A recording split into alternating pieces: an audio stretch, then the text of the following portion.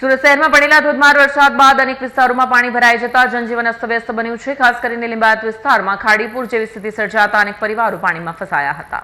સુરત શહેરમાં પડેલા ધોધમાર વરસાદ બાદ અનેક વિસ્તારોમાં પાણી ભરાઈ જતા જનજીવન અસ્તવ્યસ્ત બન્યું છે। ખાસ કરીને લિંબાયત વિસ્તારમાં ખાડીપુર જેવી સ્થિતિ સર્જાતા અનેક પરિવારો પાણીમાં ફસાઈ ગયા છે। આ મુશ્કેલ પરિસ્થિતિમાં સ્થાનિક ઓપરેટર અને તેમની ટીમ દ્વારા સતત અસરગ્રસ્ત વિસ્તારોની મુલાકાત લઈ પાણીમાં ફસાયેલા લોકો સુધી ફૂડ પેકેટ પહોંચાડવામાં આવ્યા। ભારે વરસાદ અને પાણી ભરાવાને કારણે લોકોને અવરજવર તેમજ રોજિંદા જીવનમાં ભારે હાલાકી પડી રહી છે। સ્થાનિક તંત્ર દ્વારા પાણીના નિકાલ માટે કામગીરી હાથ ધરવામાં આવી છે, જ્યારે અસરગ્રસ્ત વિસ્તારોમાં રાહત અને બચાવ કામગીરી પણ ચાલુ રાખવામાં આવી છે। કેમેરામેન હકીમ શેખ સાથે વસીમ હાસમીનો રિપોર્ટ, આઝાદ ન્યૂઝ, સુરત। આ પાણીને બધું ફૂડ પેકેટનું બધું લે છે।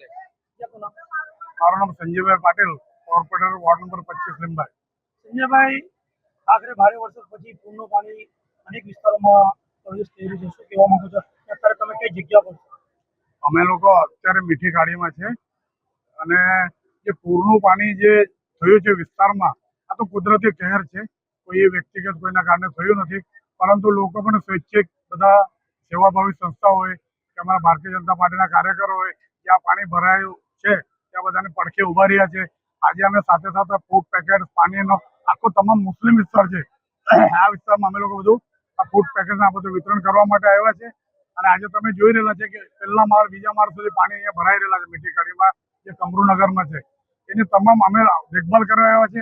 પછી તો સરકાર જે રીતે કલેક્ટર નક્કી કરશે ને પછી કેસ્ટ્રોલની જે વિતરણ કરવામાં આવશે એ તો પાછળની વાત છે, પણ અમે હમણાં ખાસ અમારી ફરજ છે એના માટે અમે સાથે કોર્પોરેટર સાથે આ વિસ્તાર કાર્યકર્તા સાથે અમે સવારથી ફરીએ છીએ।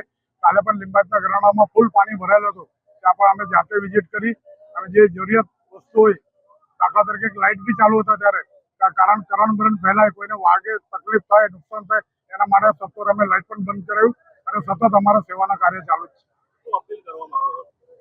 આપણે લોકોને એટલા એ કરવા માંગીએ છીએ કે ભાઈ વગર કામે તમે ઘરની બહાર નીકળશો નહીં, કારણ કે વીજળીના કડાકા ભડાકા થાય છે અને ક્યાંક વીજળી બી પડી છે, એટલા માટે કામ વગર ઘરની બહાર નીકળવું નહીં, પાણીમાં જવું નહીં, અંડર બાયપાસ હોય, ઊંડા ખાડા હોય, ક્યાં પાણીનું પેલું ડ્રેનેજનું મેનલ ઓપન થઈ ગયું હોય એમાં ના જવું જોઈએ, એ મેં બધાને વિનંતી કરું છું। હું એડવોકેટ જયેશ ચાંદેકર, વોર્ડ નંબર 25 નો કોર્પોરેટર। જયેશભાઈ, અત્યારે તમે લિંબાયતમાં છો, કેવી પરિસ્થિતિ છે? લિંબાયતમાં કાલથી પરિસ્થિતિ ગંભીર જ છે, પર અમારા વોર્ડના બધા કાર્યકારી પદાધિકારી તેમજ સરકારી અધિકારી બધા રાહત માટે લાગેલા જ છે। પાણી ક્યાં સુધી ઉતરશે અને કઈ કઈ જગ્યાઓ પર પાણી છે અત્યારે?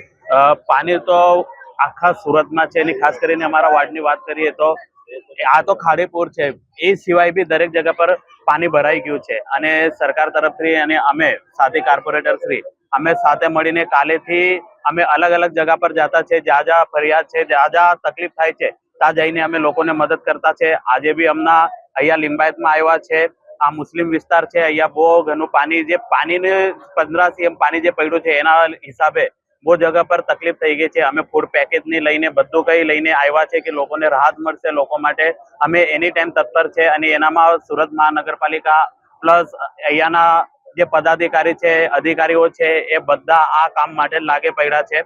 મેં સ્પેશિયલી આ વિડીયોના માધ્યમથી, આ ન્યૂઝ ચેનલના માધ્યમથી મેં બધા જનતાને મેં અપીલ કરું છું કે કામ સિવાય તમે બહાર નીકળતા નહીં, બરાબર, વીજળીના ખાંભથી દૂર રહેશો।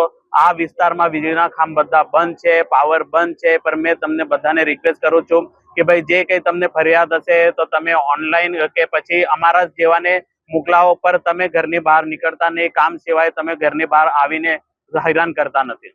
ક્યાં સુધી પાણી ઉતરવાની સંભાવના છે? પાણી ઉતરવાની સંભાવના એવી છે કે જે તે પ્રશાસન લાગી પડ્યો છે અને વહેલા તકે પાણી ઉતરશે એની અમારી રાહત છે। અને પ્લસ કે હજુ આગાહી છે જ, વરસાદની હજુ આગાહી છે, તો મારી બધાને રિક્વેસ્ટ છે કે ભાઈ આ તમે જોઈ શકો છો કે આજુબાજુના વિસ્તારમાં કેવી રીતે હાલત છે, તો ભાઈ મેં પર્સનલી, અમે સાથે કોર્પોરેટર પર્સનલી તમને રિક્વેસ્ટ કરતા છે કે ભાઈ કામ સિવાય તમે ઘરની બહાર નીકળો નહીં, સેફ જગા પર રહો। સરકાર તમારી માટે જ છે, અમે તમારી માટે છે, અમે તમારી માટે બધું કંઈ કરવા તૈયાર છે, પણ તમે અમને બી સપોર્ટ રાખો કે ભાઈ તમે ઘરની બહાર નીકળતા નહીં।